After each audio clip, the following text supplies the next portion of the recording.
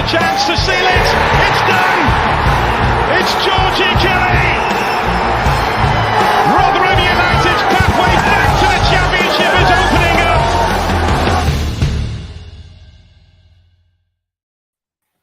Hello and welcome to New York Talk again. Thank you very much for being with us. Tonight is the preview of West Bromwich Albion. The away days resume after the break. After a terrible restart to the season. Can it get any worse? We will find out on Saturday. Nice positive start. Mick is with us. How are you doing, Michael? I'm all right, mate. You? I'm very, very good. Very good. Danny, Danny's with us as well. How are you doing, Danny? I'm all right. Thank you very much. I've just finished all of my scheduled seminars for Christmas. So happy days. Christmas is here for Danny, is what you're saying. Yes. Very good. Thank you all for being with us. And I said we're going to talk about any latest news we can find. We've got Scout Report returning at about half an hour into the episode. We'll be finding out a bit more from the West Bromwich Albion side.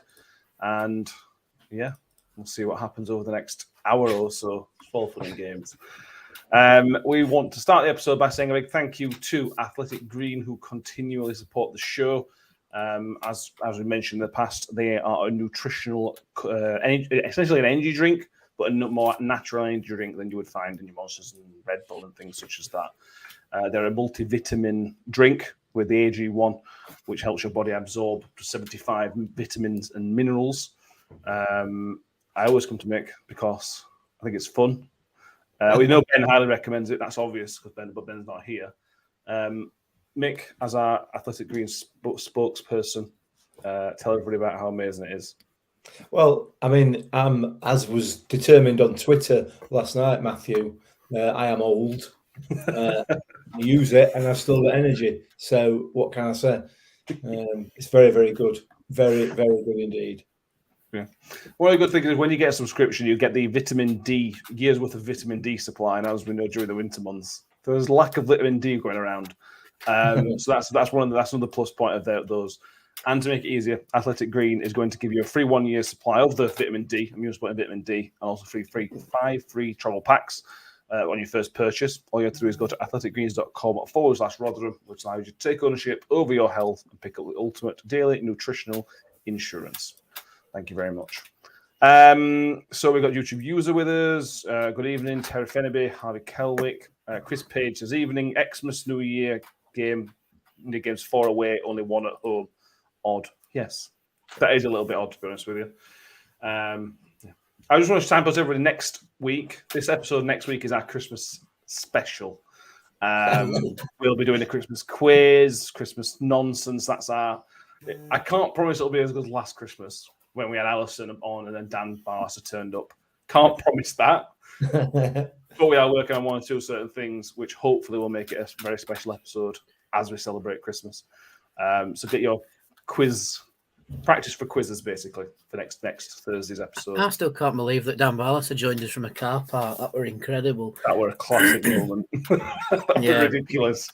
Yeah, live with Alison, like, oh, Dan wants to join as well. It's like fun. Yeah. Who knows? There's something may happen. I don't know. We will see what Father Christmas brings a few days before the big day. See what it can do for us. We've got a couple of bits to talk about tonight on the Rotherham United scene. But let's start with sort of the good news of the day, real Danny. Hamish Douglas is a youngster signed. It's a 2-year contract. It's come through. What's pre-academy? What do they call it? It's not the academy, is it? They call it the scholarship program. Yeah. He was essentially a second-year scholar. These contracts, interestingly, normally take place in the summer. They normally decide in the summer that they're going to sign 3 players up, and we go from there. So there must be real sort of excitement and promise, Danny, that we decided to sign him up now just to make sure it's all done and dusted. He's clearly impressed with the team. Yeah, Matt Taylor trusted him well enough to bring him into the senior squad for the Sheffield United game just as a cover option. And by the sounds with it, he has been working quite closely with the first team. I think he went out to Cyprus and he's already took that step up to first team training. And And from what I read in the article the club put out, he's been deployed as centre-back rather than a midfield. Like, he came through the scholarship and the academy set up as a midfielder, but he's dropped back to be a centre-back, and it looks like he's just cracked on from there and is a real asset at the back.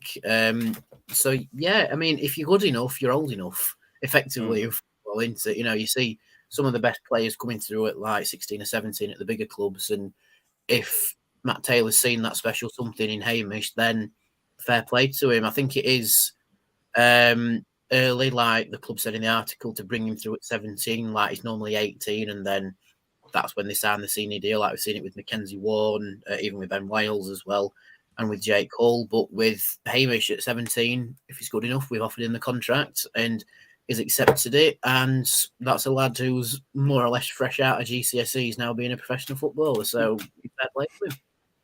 Yeah, he said it on the website that he's basically now he's got the dream, but the hard work starts here. He's got the dream as a professional footballer. He's sort of been he's literally been paid for a job. I wonder, Mick, if it's a signal from Matt Taylor that because during his time at Exeter, I think their academy is probably a little bit better set up than ours, but he was known for bringing players through the academy.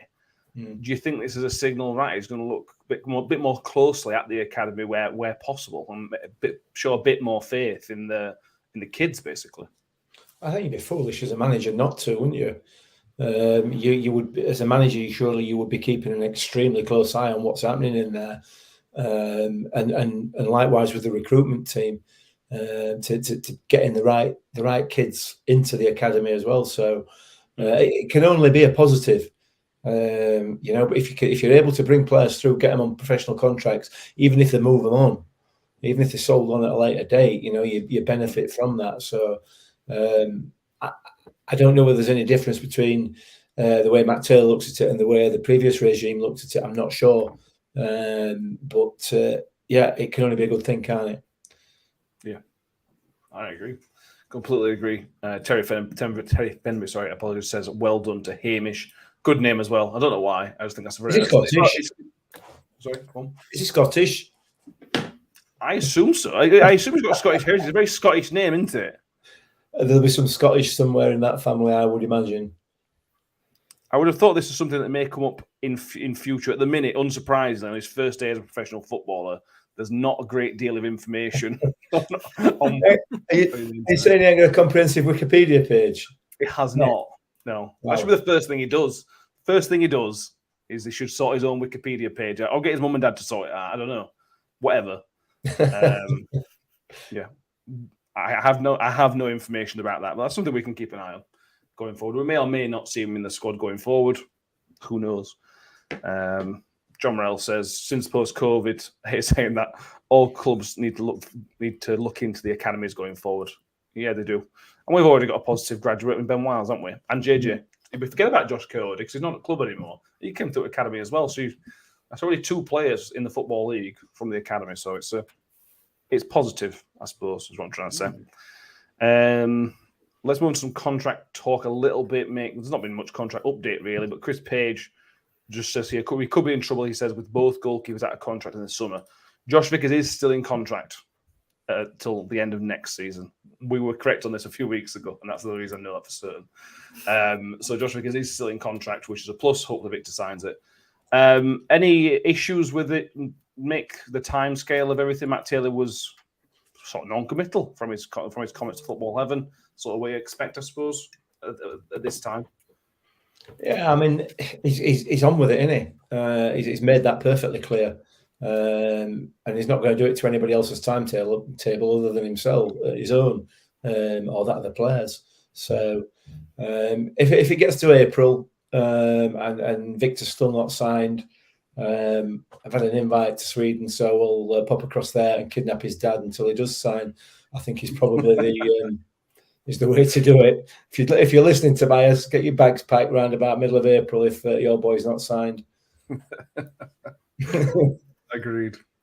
Danny, I'm going to put you in Matt Taylor's shoes now. They've got the 5 players out of contract that we all know. All have varying probably values that you could get in January or could not get in January. What would you do if, say we got to, let's start with the 1st of January and nobody's signed a contract, everybody's sort of still waiting. Bearing in mind they can talk to other clubs in January. what's your then protocol? Do you say, right, let's try and make a couple of quid, so we've got a transfer budget either in January or in the summer, or do you just try and hold on as long as possible until the last second? I like how you've come to me with this one because I'm the other one who's met him face to face. That is exactly what I was thinking. I mean, with Dan Barlasser, I think we have to be a little bit clever with how we approach this, because obviously with the quality that he's got, he is going to demand a fair bump up in wage into like, you'd be silly not to see how good he is. But we've still got that 50% sell-on clause written into his contract with Newcastle. So would it be worth cashing in January for him if he doesn't sign a new deal? Like, I know there's been a little bit of a rumour from Middlesbrough. How true that is, I don't know. But you're not going to have clubs offering him more than $1 million for him, especially with upper end of championship quality, mid-table championship quality. So I think with us, it's either he either signs a new contract or we might have to bite the bullet and let him see out this contract so that we get maximum return on him, at least helping us stay up this season. Because the most we could probably cash in would be 500k, 750k max that we'd get out of him, which, to be fair, we could get with survival if we keep him in the squads. So that's the only head scratcher. The other ones are, if they don't sign it, then we'll look at moving them on in January and bringing somebody else in. Ben Wiles has got a 12-month option, so that's could be him getting a bigger move in the summer if we decide to activate that option. Fair enough. Wes Harding, that's an interesting one. That could be down to how comfortable he is here, because you see more forward-facing players, shall we say, getting the bigger moves in like your Januaries when it's towards the end of the contract. With defenders, it's a different sort of ball game. Who's the other one? There's Victor. Yeah, there's Victor, which again, that's down to personal choice. I think if he wants to see out his contract here, or if he's comfy and wants to renew his contract, that's fair enough. But if he doesn't, we'll at least put the feelers out and see where we could get a little bit of cash for him from. But again, Victor's really happy here. You know, he's got a lot of connections here, including us. Hello, everybody. So would you want to leave this beautiful podcast family, Victor? No, I don't think you would. And you have to remember, getting my Lasse's shirt signed, I've already got his signature on that bit of contract paper. So I'm just saying. But yeah, it's an interesting dilemma because it hasn't actually reached the manager and chairman phase of those contracts yet. As far as I'm aware, at least from what's been reported, it's still in the Rob Scott domain of asking the agents, or at least putting the offer to the agents, what they think the a suitable offer is. And of course, you'll have the back and forth with the agents. And just hopefully the club acts on what it said at the fans forum, where it said they need to be a bit more coy and clever with how they deal with agents. So hopefully they actually, to use a bit of a pun, put the money where the mouth is with that statement. Show me the money. Exactly, show me the money. Yeah. Phil Hawks says it's always better to have the money in the bank rather than gamble. Yeah. But then that goes from both ways, and it works from a player's point of view and a club's point of view. Yeah. Anything to add on that, Mick? It's not a gamble in terms of certainly not in terms of Dan Barlasser specifically. You know, if Middlesbrough don't come in with enough money that as much money as we could earn by staying up, which they're not going to do, then in my mind, we would be foolish to let him go. So well, anyway, it's not. Ultimately, it's all conjecture from our point of view and from all sports' point of view. Everything we do is that. That's exactly what this podcast is. Absolutely. Yeah. All we do. Yeah. I suspect that by the new year, there'll be some news one way or the other. Yeah. Probably. Let's move on. Let's move on to West Brom, who we go to on Saturday afternoon. We've only ever beaten West Brom twice. That was in 2001, I think, and the last time was in 2004. A 1-0 win at the Hawthorns. Chris Cedric with the only goal of the game. Love Cedric. Let's do ref watch as well, because we've got that open ready to go. we have John Busby as the referee. He has only refereed us once, and that was 3 years ago, which is strange. He refed us in the 2-0 win at Ipswich, and I think it was Crooksey that scored twice. Refed us just the once. I've put a left Bristol City up there, but he's never refereed West Brom either, which is quite curious, to be honest with you. Is he new? No, he's been refereeing for 6 years in the Championship in League One. So I can't work out why he's not refed us more. It's quite strange, to be honest with you. Don't know. Maybe he's a yo-yo ref, and his yo-yoing's been opposite to us. I know, but West Brom have been in Championship, haven't they? Yeah, but that's true. Yeah. Mind you, West Brom were in Premier League not too long ago, was they? That's true, actually. Did we play him last time in Championship? Don't think we did, actually, did we? I don't think we did. I've been in uni for 9 hours. I've forgotten my name. Yeah. Will says it can't be any worse than compared to the last time we were at the Hawthorns. Yeah, that was when we got relegated back in 2019. Probably 2019. I think they went on to get promoted as well, I think, or they at least got the playoffs. Yeah, so it can't be much worse, to be honest with you. We'll see. We will see. Paramount UK say maybe only refs fair games. Possible. Right, let's talk about West Brom, because we'll talk about it in more detail in a minute, but just briefly on their form. They had won 3 games in their first 17.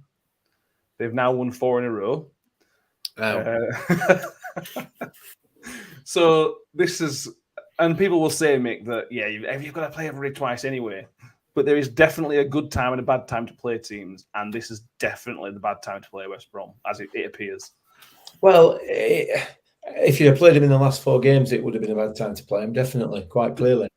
But it's a bad time to play him. But from a Rotherham United perspective, it's a bad time to play anybody. By the sounds of it, we've got this illness running through the camp, which seems to have taken hold again this week, and we're then going to go away to one of the bigger clubs in the division, or bigger in terms of pedigree, or we're on a really good run. So it doesn't really bode well for the weekend, does it? Ultimately, but in terms of their recent form, they've had an upturn in form. They've got a new manager in, who's obviously now having an impact on the performances. They were always going to be everybody's favourite to be up near the top of the division at the beginning of this season. They always are. I don't think that's going to change. I think come the end of the season, they'll probably be up there. All you need to do to get up there is to string 4 wins together, innit? In this division, ultimately, or pretty much. So it's going to be a tough afternoon on Saturday. A very, very tough afternoon. Kim Hill says they were rubbish in the first half. They played Monday on Sky. They were rubbish in the first half, but good in the second half, helped by some poor defending, if memory serves me right. The 4 games they've won were Blackpool, QPR, who obviously have been in free fall, Stoke, and obviously Sunderland. So they're not playing Burnley. They did lose to Sheffield United in Colbrand's first game. So from that point of view, Danny, I suppose there's no need to be too scared, because we beat most of them teams as well. I think we're unbeaten against all 4 of those teams. Sorry, we lost Sunderland. So unbeaten against 3, lost 1. So still not to be scared about, I suppose. No, I suppose you can say that about anybody in this division, really. There's not too much to be scared about. It's just turning up on the day that matters, really. Like we said this in the last podcast, we actually turned up against Sheffield United, but we didn't turn up against Bristol City. That is the long and the short of it. And I think with the illness in the camp at the minute, it might be a little bit of a patchwork sort of business, depending on who's completely been wiped out, who's still at a playable standard, shall we say. I think it's Akeem Adoffin who's still struggling, even though he made the bench. So, his immune system's quite good, apparently. And then you've got potentially Cameron Humphreys and Grant Hall back as well, which could be a boost in the defence, which could be much needed. But it just depends on who's been effectively knocked down with the illness. With this, you can't really comment too much because you actually don't know who's ill. You know, if it had said, "Oh, such and such is out with an ankle injury," then you go, "All right, yeah, fair enough." But we've not really had much line from the club about who is ill, which is fair enough because that also knocks West Brom's planning of it as well. Yeah. So it's going to be one of them things where we'll know the state of the squads at 2:00 on Saturday when it gets announced, and that's it. Basically, it's very much a in the dark, wait and see sort of business. But hopefully, we've just got the good ones that are fit and it can actually breathe properly. So hopefully.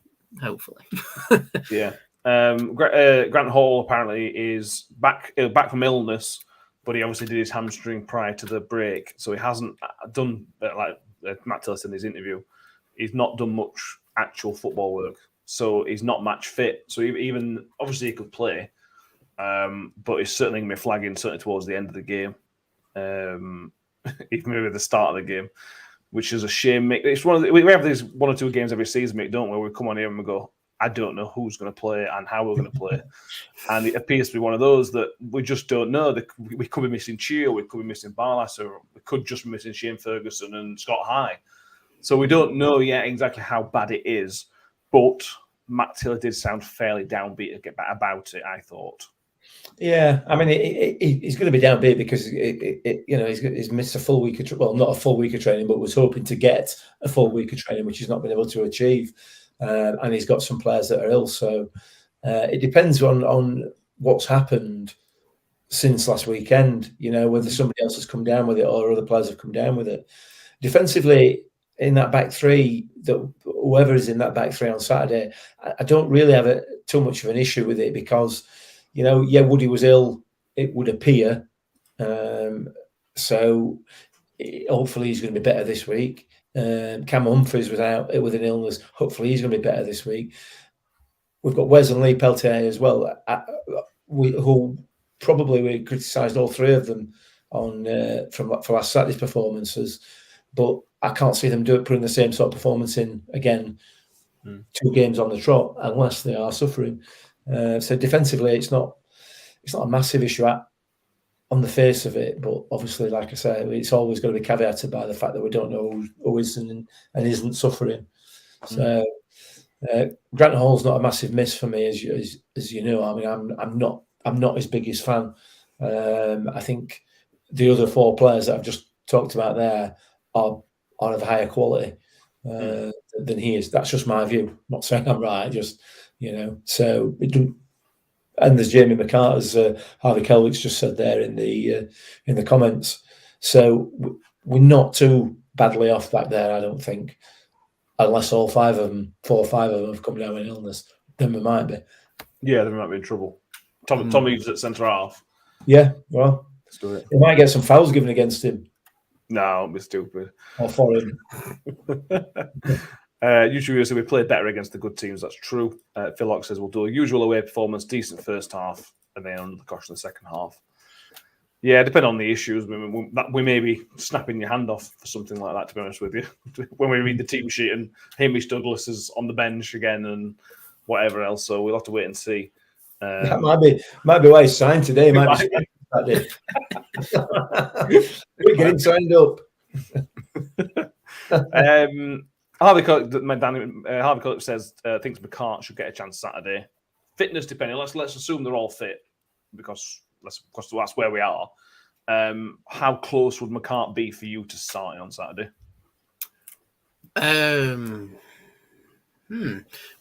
Well, we know that Humphries normally plays better when he's deployed next to a senior centre half, and that is normally Grant Hall in the middle.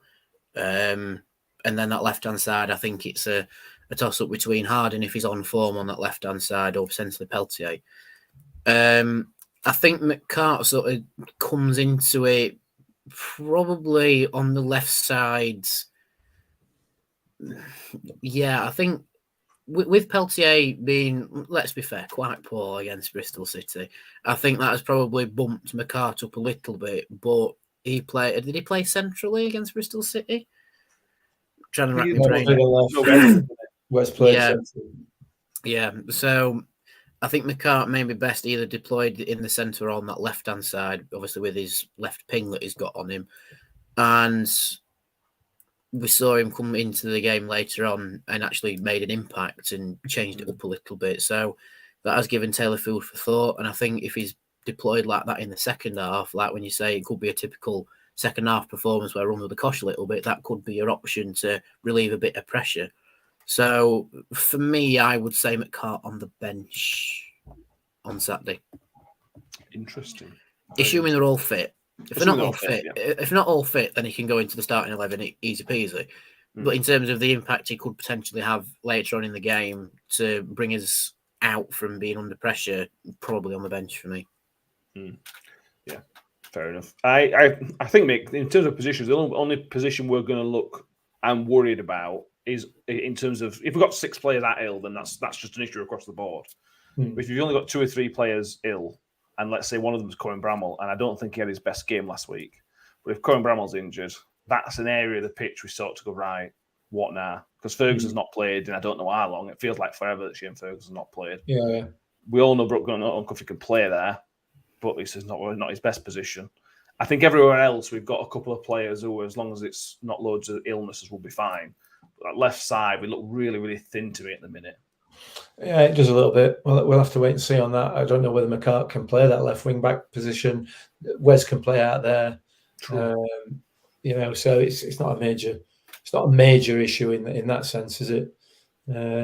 It's to me the lineup on Saturday is purely and simply going to be based on how bad this illness is, how extensive it is, and if it really has taken hold, we could be in trouble. We've got a small squad, so Harvey Kellick's come up with another. On it tonight, Harvey.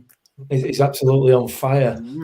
Obviously, Talaji Bola is now. I know he's played in the reserve games during the World Cup break, so hopefully he's going to be back knocking on the door. So if Cohen Bramall is ill or injured, one of those players, then hopefully Talaji will be there to take his place. It's not a bad replacement, is it? Let's be fair. I forgot about him too much. It's like Ferguson's not played. It feels like all season barely. I forgot about it. I just worry with Bowler whether he's going to be another Mikel Miller. He's injured again. Have you seen? I've seen that Miller's out with another hamstring injury, isn't he? So, and I just wonder whether Talaji Bowler is of a similar ilk in terms of his susceptibility to injuries. Like Ben a glass. Yeah. Injured every time he plays. Ben his shoulder and it's interesting. It's funny.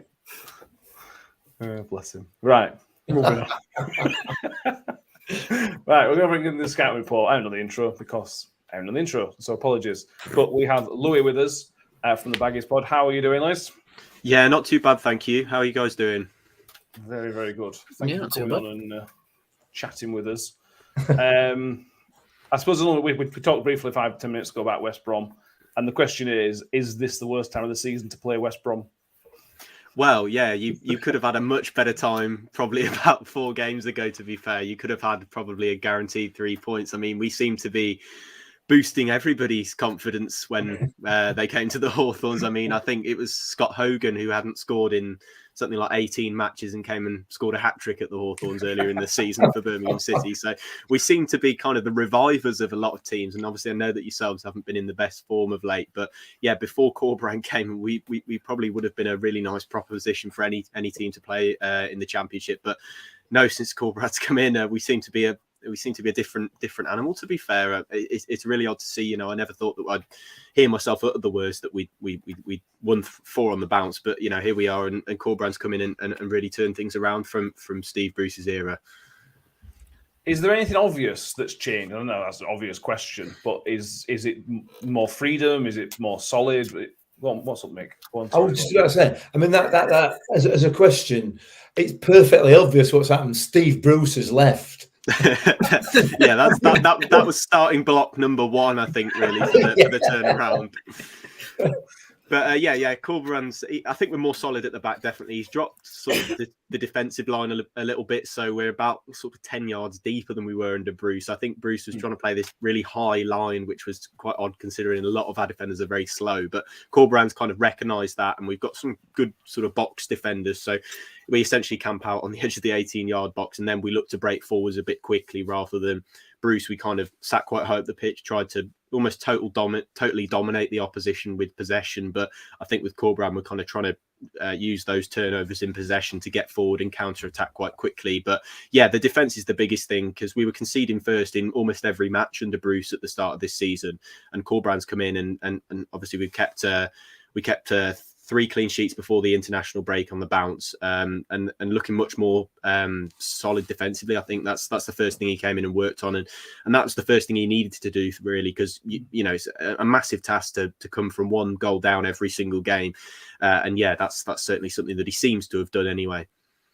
The good thing for you guys is that the championship's so compact. If you win another couple of games, you'll be in playoffs probably. So that's a bonus of the bad start that is this season, not other seasons. You're still within a chance of moving up table quite quickly, aren't you? Yeah, thankfully we did make the change. Yes.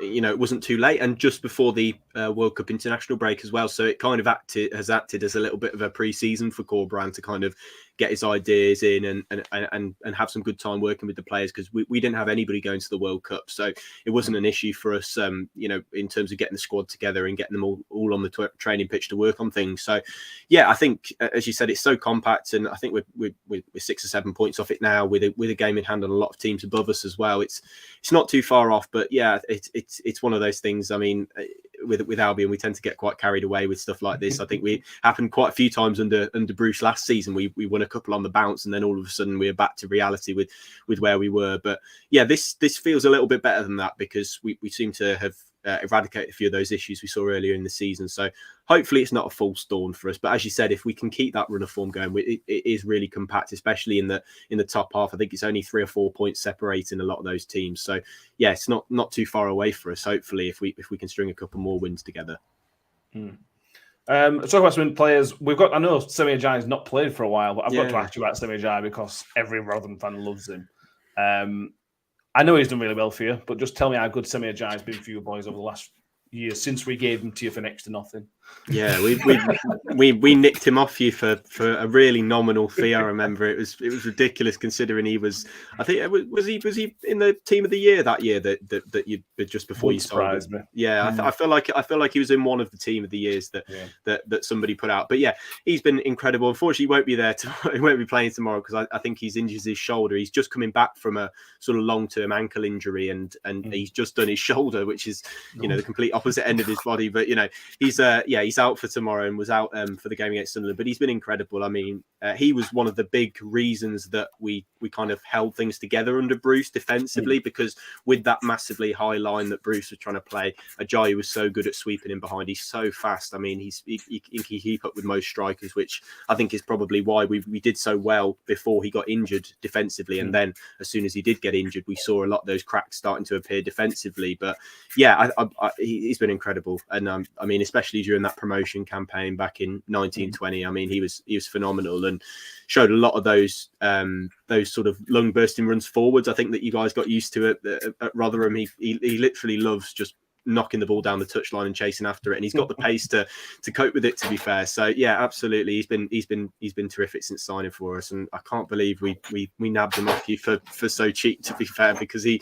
really is worth a lot more than that now. Yeah, he is. He is, yeah. Yeah, not his best deal we've ever done, to be honest with you. Not at all. Yeah. We've done some bad ones. We've done some really bad ones as well. Yeah. Talk to me some other players who we need to be watching out. So I didn't even know Tom Rodriguez were at your guys until he scored the other day. He's a really, really good player. We all know Daniel DK was very, very good for Barnsley. Any other sort of players that have been good for you? Yeah, to be fair, I don't think any of us realised that Tom Rogic was our player until he rocked up on Monday night and put in that second half performance. But no, Rogic is one that surprised us on Monday night. He was really, really good coming off the bench. Since signing on a free transfer after being released from Celtic, he's looked a little bit off the pace, quite, not having his match sharpness really, to be fair. So when seeing him come on and put in a performance like he did against Sunderland was just it was a bit odd for us, because we've only seen him about 4 or 5 times and he's looked off the pace every single time. And coming on off the bench in that game against Sunderland, he was a different animal. And as you said, DK as well, coming back to full fitness is massive for us. But yeah, I mean, Jed Wallace has been incredible since signing from Millwall. I mean, he's just a constant barrage of crosses from the right hand side. I mean, that's literally what he does all game, and it's been a shame for him kind of having to cross towards people like Karlan Grant and Thomas Asante, neither of whom are over 6 foot. But add DK into the mix. I mean, he's got a perfect target now to aim at. Now he's come back from injury, and I think Wallace, obviously his numbers look pretty decent in terms of goal contributions before Monday night, but now I think DK coming back is going to mean that Wallace has a much better target to aim at, and somebody who can really win those headers in the box. So I think Wallace has probably been our best player and most consistent player this season. I mean, Carl Bartley's been very good before the international break. He was a player in that game actually against Birmingham that Scott Hogan scored that hat-trick where he was hauled off after about 70 minutes, and I think we thought that was his Albion career done after I think he made a mistake for all 3 of Birmingham's goals, and I think we thought that was his career done, but at Albion. And Corberan's kind of brought him back into the fold. As you said, as I said earlier, he's a very good box defender, and he was being played in quite a high line with Bruce, so he was basically just getting exposed constantly. But now Corberan's in, he's worked to his strengths, and he's actually a really big threat from set pieces. He scored twice in 2 games just before the World Cup break, Bartley, and like Ajayi, he's had a bit of an injury over the international break, so he is coming back tomorrow for the first game, but he wasn't available for Sunderland. But yeah, I never thought I'd be saying that about Bartley in an Albion shirt, but he's looking a real threat. So yeah, those 2 really, Wallace and then Bartley upon recent form has been very good. So there's 2 players to watch for you. Yeah, worries me that crosses. We conceded all 3 goals last week from crosses. Down our right hand side. So as your left hand side, I hope that's not as strong. No, that's Matt Phillips. You'll be absolutely fine. Don't worry. You can deal with him quite easily. Perfect. That's what I wanted to hear. If you can, we'll have to finish by taking your prediction, please, Lewis. What do you reckon for Saturday? I assume you're going to home win. I think I'll go home win. I'll go 2-0 Albion. I think we're looking quite strong at the moment. So yeah, I'll go 2-0 Albion. I'm feeling a little bit confident. But yeah, as with Albion, it could all come crashing down with a result not going our way on Saturday. And if any other fans want to sort of check out your preview of Saturday's game, where can they get a bit more details from the West Brom side? Yeah, so we're on the Baggies podcast on YouTube, all your podcast platforms, of course. Matt, you did a little video previewing the game on Saturday, so that's out now with my thoughts and, of course, your thoughts as well. So, yeah, if you could go and check that out, it's just on YouTube, the Baggies podcast, and then we're on Twitter, Instagram, all the usual spaces for that, for all your Albion content. If any Rotherham fans want to check out pre-match, post-match stuff, we'll be doing a reaction after the game as well. So, yeah, if that's something that Rotherham fans might be interested in, yeah, please do come and check us out. I think if we win, they might tune in for that, to be honest with you. There you go. If not, people will ignore it. Brilliant. Cheers to that, Lewis. Good luck, obviously, for the rest of the season after Saturday, obviously. No worries, guys. Take care. Thank you. Cheers. Take care. Thank you very much, Lewis, for doing that. I always love doing these scouting reports. We always get so much more information than we can do on our own. Thank you very much for that. Ian, make Danny, anything you want to sort of follow on from what Lou was talking about? Anything that worries you or makes you feel a bit better, or anything? Interesting for him to say that they were quite sluggish at the back without Ajayi in there as well. That may well benefit us with the pace that we've got. So that's quite interesting because we have clearly, assuming everybody's fit, we've got some pace up there. Yeah, I would say that would be a Chio and a Washington deployment up front for me. You got Chio with that bit of pace and Washington who doesn't stop working. So if we catch him being a bit sluggish, it could be them two that just nips in and provides something. But yeah, we'll have to wait and see with that one. Because like I said, he sort of found the guy who's filling the Ajayi hole, if you like. And then left side might be a bit better, like you said, and so hopefully they don't just attack our right side because we will be in trouble. That was a one-off. Well, I hope it was. I hope so. Will said I'd only just got over losing semi. Yeah. How much did he go for? It wasn't a lot, was it? 1.5. Now there is a sell-on clause, and I think it's quite a healthy sell-on clause. The problem is at that stage of his career where he's probably not going to get that now. If he's not 30, he'll be reaching 30 now. So you know what is he? Where is he? Where have we got it? 29. Is anybody now going to pay more than that again for him, even though he is an amazing player? So that sell-on fee now appears to be. I still think they could get rid of Decimal Point in that 1.5 million we sold him for and still get that for him, though. No, it's a player with Premier League experience. You know, all right, it's one season, but it's still Premier League experience. Yeah, I think the hope from our point of view to defend the club a little bit was that he was in the Nigerian setup. And the hope was that he would go and play for West Brom, play in the Premier League, and be a mainstay for Nigeria. And then his value explodes. But he just never played in the Nigerian squad for long enough for that to become worthwhile. So now we end up with half what he's actually valued at, which is the worry for the people in January, isn't it? Oh well. Ian Bradley says, how come we're still suffering with the illness bug? It's 2022. Can't this take steps to eradicate it? Hook, Cam Humphreys and Grant Hall are fit for Saturday. There was talk of a circuit breaker. Matt Taylor used that word on Monday. They're still waiting in on Monday. Hindsight's a wonderful thing, but obviously I would assume he may have done things differently. But then you look at the weather, and he maybe needed to make train Monday to get on grass for at least a little bit of time. So it's difficult, isn't it? It's a balancing act, and you've got to trust the manager and staff to do what they think is the right thing. And you know, if they make a mistake and it goes belly up, then so be it. You know, they're as committed as we are to this cause, probably more so than some of us. You know, so you've got to trust them to make the right decision. If it turns out it ends up being the wrong one, that's life, isn't it? We'll wait and see. Hopefully, it won't be as bad as we expect it to be. But that's our pessimistic Rotherham United hats coming out. Yes, it is. John Morellis on Semi isn't in last year's contract. No, he's just at transfer market. He's in contract until 2025. Wow. So I think they signed him up when they got relegated. I think. Could be wrong on that. We should wrestle, shouldn't we? He's gone now. Sure. Just to sort of tick a few things off, there's no issues of the game being off on Saturday, I don't think. West Brom do have undersoil heating. Even if the pitch is frozen, they'll still be able to sort that out.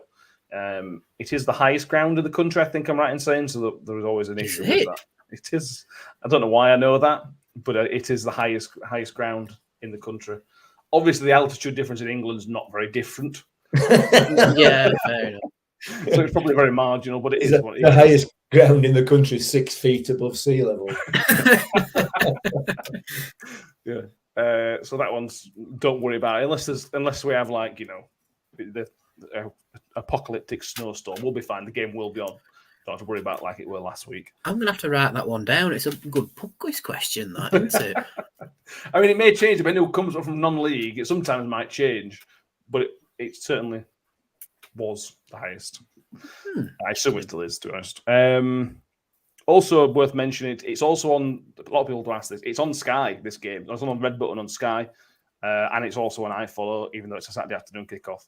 So there are ways to watch it if you can't make it to West Brom, which I wonder is one of the reasons they made it a tenner, to make people come. Did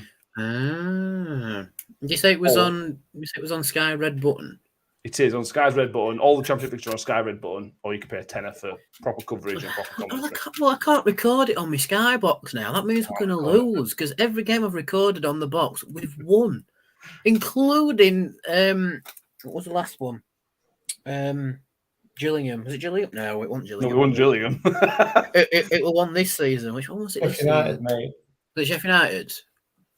I don't know. I'm just anyway, whichever one was the last one this season.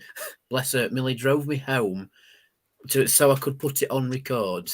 Yeah, and then we went away, and then we won. So Stoke, that was it. That was it, and we won. So yeah, because I can't record it, I reckon we'll lose now. Okay.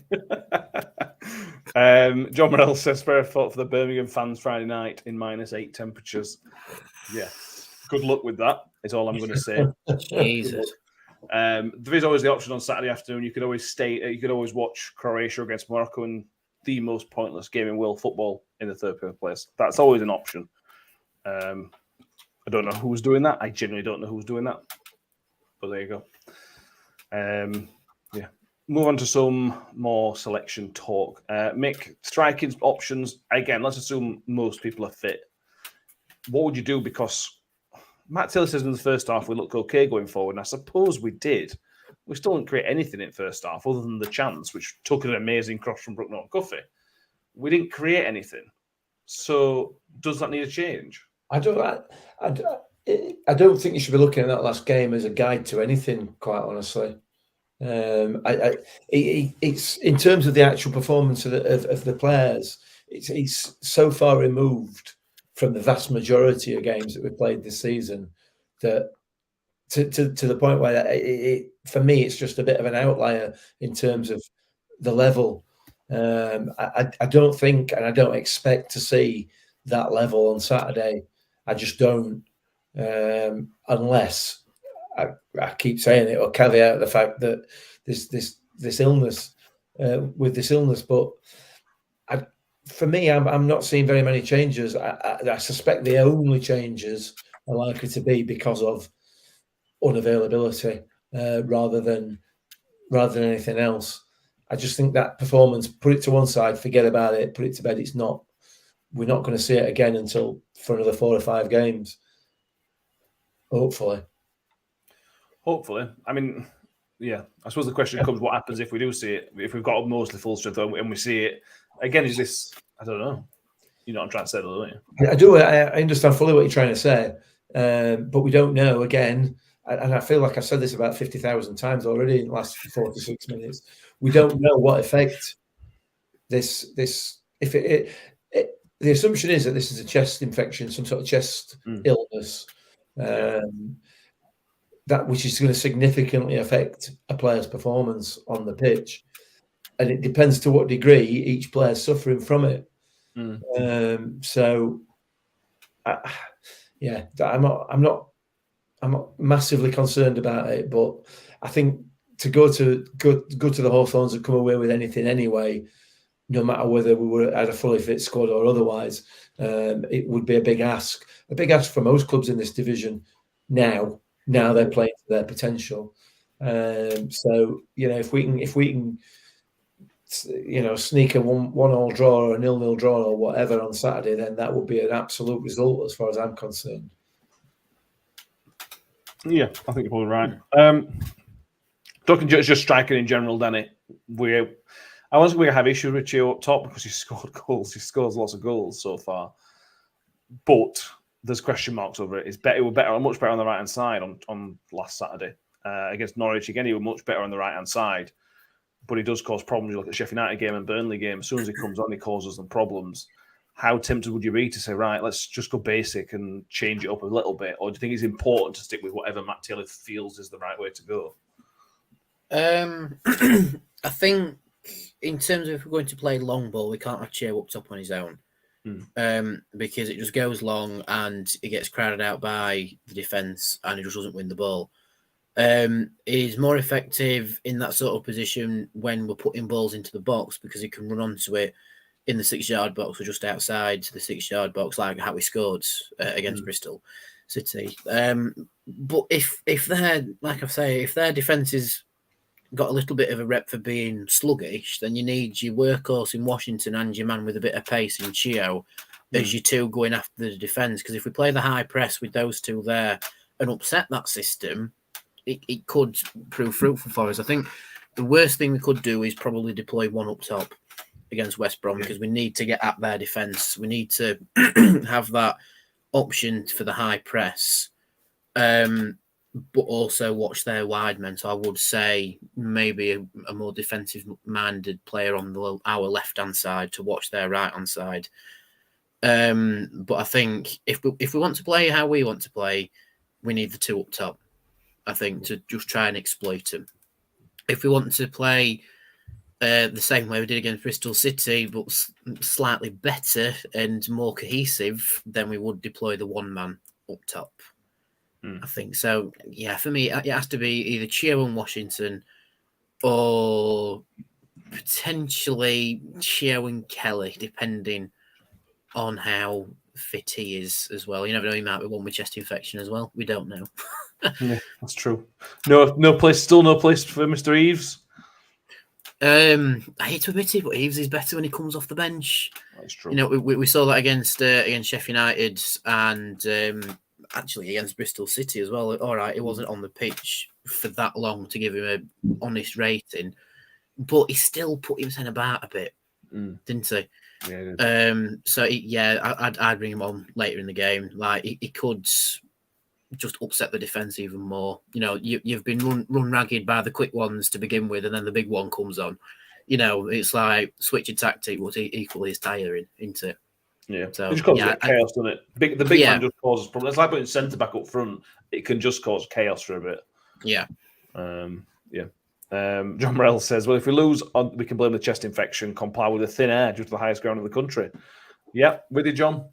Get excuses at the ready. I like it very, very much. That's what we like to do on this podcast. Chris Page says he's somebody who's been suffering with the chest. He got a chest bug and can't shake it off after 2 weeks. Steroids and antibiotics very persistent. So yeah, it's going around. My wife's in the same boat. She's got antibiotics. She's had it for almost 3 weeks now. So it's obviously quite a strong strain of whatever it is.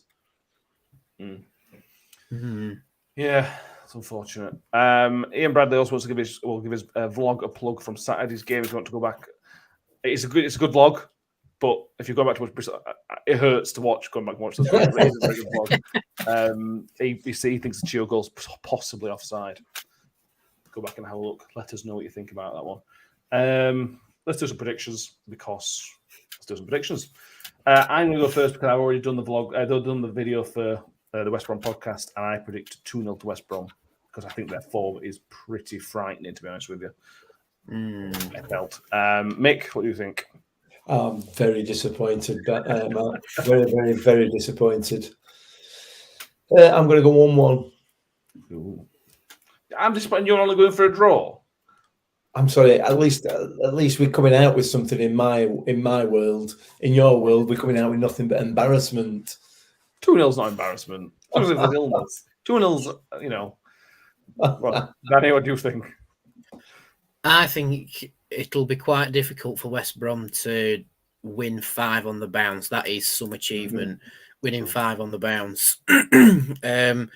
But if there's any team that's going to let them do that, it's going to be us. Because wasn't it Bristol City's first away win or something? Something like that. Yeah, against us. So, yeah, you know, I think we're handing out the Christmas presents early this year as a football club. But I'm going to say, because it's on Sky and I'm not going to say what I said in case I jinx it. I'm going to say because it's a birthday bus, I don't really mind about the result. But because it is the birthday bus, I am going to say we are going to finesse a 1-0 win. You milked that, Danny, didn't you? Yeah. Yeah. I'd take a Stoke-style 1-0 win, to be honest with you. That'd be pretty epic. I would as well. More of those, please. Harvey Kellogg says 1-1. Russ Vernon thinks Rotherham will win 2-1. Ian Bradley thinks it's going to be 3-0 to West Brom. John Morell says he can't back the Tesco bags, as he calls them. So he's going for 1-1. Phil Oxley says 3-0. YouTube user would take a point now. I would take a point now. I said that before the Stoke game. Look what happened. It's going to be tough. We know what this is, but again, this is what we're in Championship for, isn't it? These type of games, we know how big a club West Brom are to go to those kind of stadiums and try and put them under a bit of pressure. All I sort of ask is don't make it easy for them. Bristol City couldn't have had an easy day last week. Just don't make it easy for West Brom.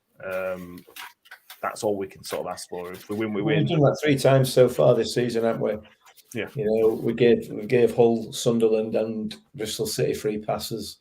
I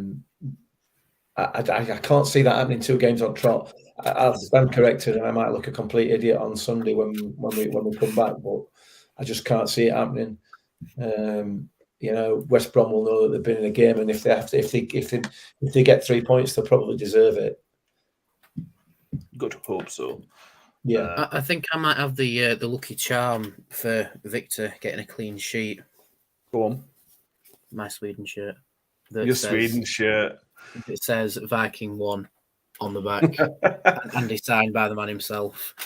A gift from my friends over the North Sea. What we should say now is that we got given 2 of those on Saturday by some friends of Victor's. So, and we will be basically giving one of them away. If Mick, with one of them is behind Mick, we're going to sort of try and do a sort of a raffle to maybe raise someone for hospice. It's a signed Victor shirt, not worn by Victor, but it's a signed Sweden shirt by Victor, signed by Victor. I think the best way to sell it is it's a future-proofed Victor shirt. So when he eventually gets called up by Sweden, you've got it ready to go. He will always be Swedish, won't he? You know what I mean? Yeah. He's not always going to be from Rotherham United, but he is always going to be Swedish.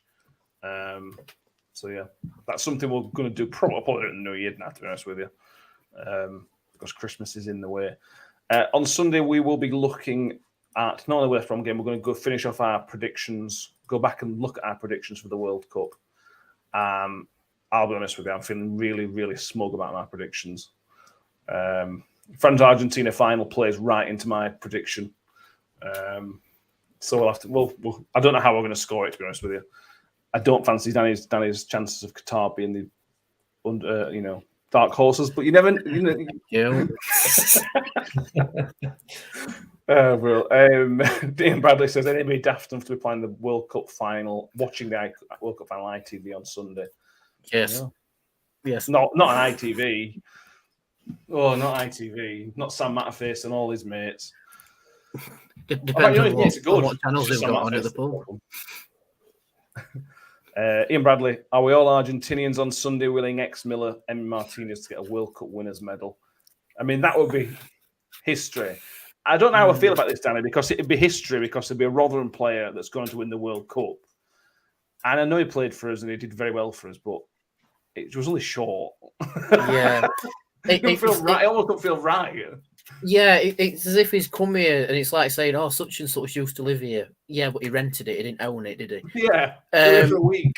And I mean, as much as I'd like Emi Martinez to win a World Cup medal, I also don't want him to, because you just know that the ones up the road in S6 would milk it to death if a former Wednesday player has won the World Cup. And I hate to admit it, I'm going to be back in France because I would have rather gone out to the eventual World Cup winners than gone out in a competition to the World Cup runners-up.